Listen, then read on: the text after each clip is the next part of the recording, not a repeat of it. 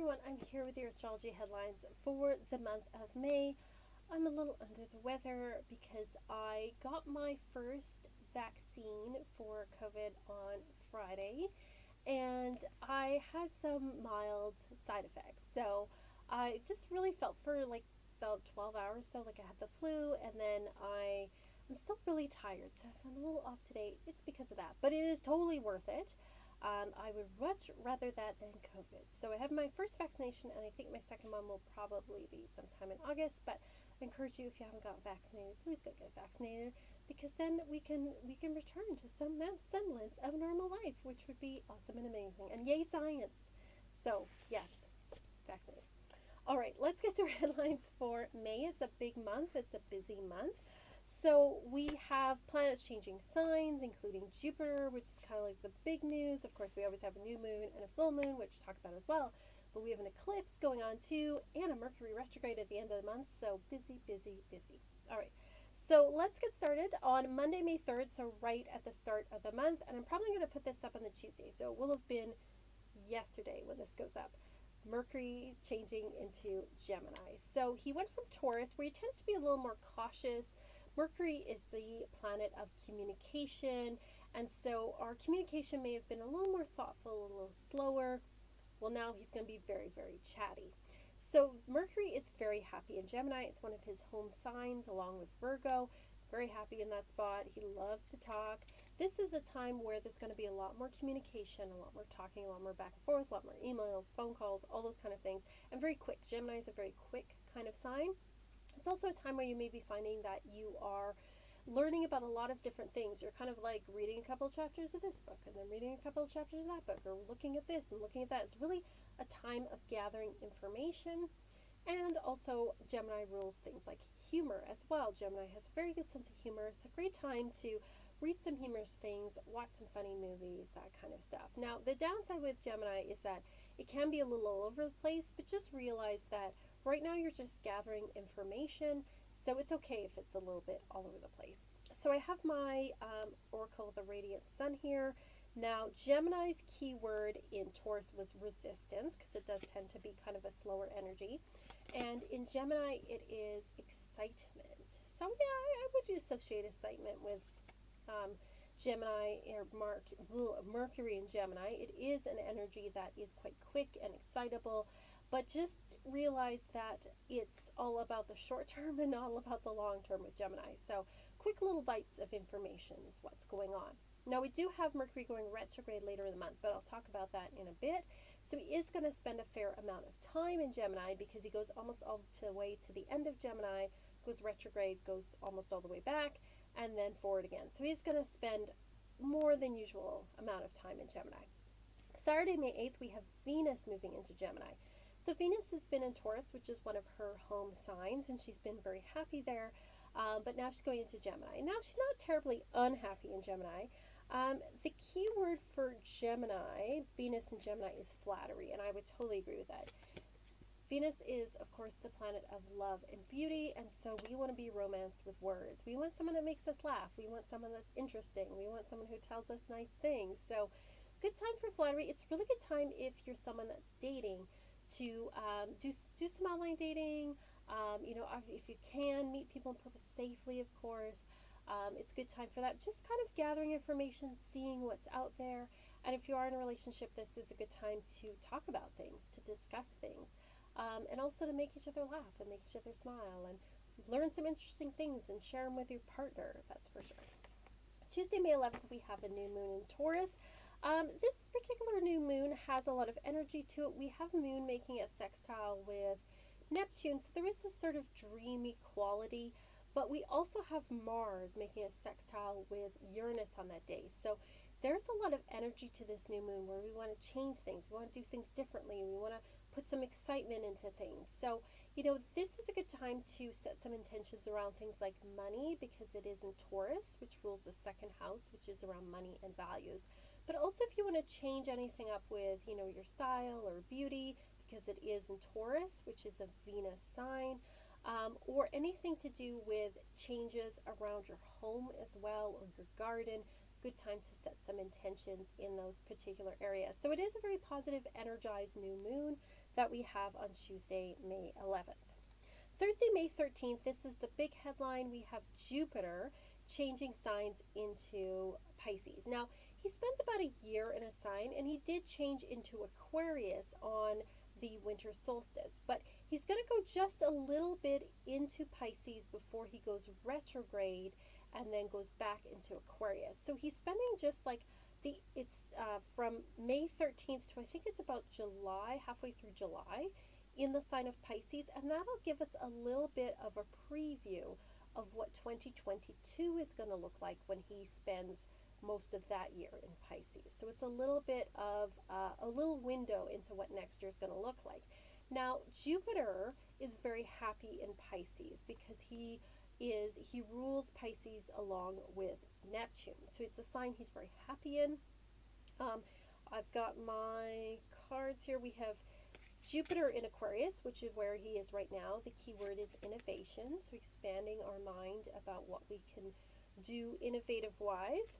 When he's in, oh, this is an interesting word for that, seduction, when he's in Pisces. So very romantic, it looks like. But I always think of Jupiter in Pisces as expanding ourselves spiritually, expanding ourselves artistically. I think there may be some music that's going to be released around this time, so watch for that end of May, June, and into July. New movies, new music, new artistic things. Also spiritually, people become a lot more open to things. One of the dangers of Jupiter in Pisces is it can increase things like alcoholism and drugs, because Pisces does have that particular association. So if that's something that's kind of like something you have to watch out for, or something you tend to overindulge in, watch for that during that time. But for most of us, it's not a concern, but I do put that out there because that is an association with it. But it is generally a harmonious and lucky time. Now, there are some astrologers who have thought that this means that things might open up a little bit more for things like travel, and for people being able to, go out more during this time. But then in July, it gets closed up again. But it's kind of a preview of how things might be a little bit more open in 2022. Of course, we'll have to see. That's one interpretation, and we'll have to see what happens with that. I do worry because Pisces also has an association with viruses as well. That this may mean there's an uptick in viruses, but we'll see. We'll see which interpretation is right. But generally, Jupiter in Pisces is considered very lucky. It's considered to be very harmonious, very beautiful type of time, very romantic. So hopefully that's what we'll be seeing in the last half of May, June, and then into July as well. But we'll see what happens, right? Thursday, May 20th, we have the Sun moving into Gemini, as it always does around this time of year. So our focus goes from Taurus type things and second house type things. So focus was on things like money and nature and being outside and earthy things like food and luxury and enjoying the physical world, into something a little more intellectual. And again, about collecting ideas, talking to people, communication, that becomes more of the focus as we move into the last half of May. So Sun in Taurus, we have your acquisitions, so there's that association with money. Sun in Gemini is versatility, and definitely Gemini, being a mutable sign, is a very flexible type sign. So it's asking us to be versatile, to be flexible, to listen to other people's ideas, to listen to learn new things, to get other people's thoughts on things. So it's definitely when we switch more from being kind of like more stuck in our ways into being a little more flexible. Sunday, May 23rd, Saturn goes retrograde. So Saturn goes retrograde, and so does Jupiter, once every year, and we rarely feel it because it is a sign that is, or a planet that moves slower. We don't feel the retrogrades of the slower moving planets as much as we do the personal planets like Mercury, Venus, and Mars. But you may see it more in the news. So Saturn retrograde tends to be more restrictions. It tends to be more rules. It tends to be a little bit of walking back of progress. Also, we review, are these the rules we want to follow? Is this what we want to do? So Saturn really asks us to look at the rules in our lives and to ask ourselves what restrictions are needed and what ones aren't anymore. And also, with it being an Aquarius, it asks less about rules in society because Aquarius is about society. What rules do we want to live by? And are we imposing rules we don't need to? Or are there rules that we need to put in place? So, a lot of those questions will probably come up in the news around that time. Wednesday, May 26th, we have a full moon in Sagittarius at 5 degrees, and it is a lunar eclipse. So, a lunar eclipse happens when the Earth is directly in the path between the sun and the moon, so it casts a shadow over the moon, and this is where it gets kind of red. Some people call it a blood moon. Lunar eclipses often reveal to us things that have been hidden. So it reveals to us things that have been out of sight, that have been in shadow. So around that time, and especially if you have planets around 5 degrees of Sagittarius or 5 degrees in the other signs, something is going to get revealed. Something is going to be, a secret comes out, something that you didn't know that you're like, oh, that's another piece of the puzzle. That tends to happen around lunar eclipses.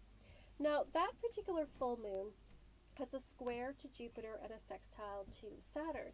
So that particular full moon, something's revealed where you're like, okay, I need to put more boundaries on things. I need to put more rules in place. I've maybe expanded myself or given too much, and now I need to walk that back a bit. So just watch for some things to be revealed around that time. And then Saturday, May 29th is when we have our Mercury retrograde. So Mercury goes retrograde about 3 times a year. This year it's all in air signs. So this year it's in Gemini. So a lot of the information we've been gathering throughout the month of May, at the end of May, it's going to go into retrograde. So we're going to start to review some of that. And we're going to start to sort through and go, okay, what ideas make sense to me and what doesn't? And it's really a sorting through process. And if you know your birth chart, look at your Gemini house, because that's going to show you where you need to review some of the information that you've received. You might need to review the way that you're communicating with people, because Gemini rules communication, especially things around like talking and writing. So actual like physical, like talking to people or like writing emails, there may be something you need to review or go over or have to apologize for, or to be like, oh no, I said that wrong. So watch for that. But that is towards the end of the month that we do have that retrograde going on. So as you can see, it's a busy month, and the energy is really switching up. It's switching from Taurus energy into really strong Gemini energy. And then with Jupiter, which is the planet of luck and expansion, moving into Pisces, it really changes the tone for the latter half of May. And actually makes things, I think, for the most part, a lot more optimistic and open. So I think, things are going to start to lighten up as the month goes on. But like I said, we'll see what that means. We'll see what Jupiter moving into Pisces means for us. But anyway, thank you so much for watching. If you want more astrology, I do have a newsletter that I try to put out every new moon and full moon about the specifics of that new moon and full moon and how you can work with that energy. So you can sign up for that for free on my website. And then also on my Patreon, I do a weekly astrology, a weekly taroscope where you can get more detailed headlines and then see how that affects your sign for the week. So you can check that out if you want to.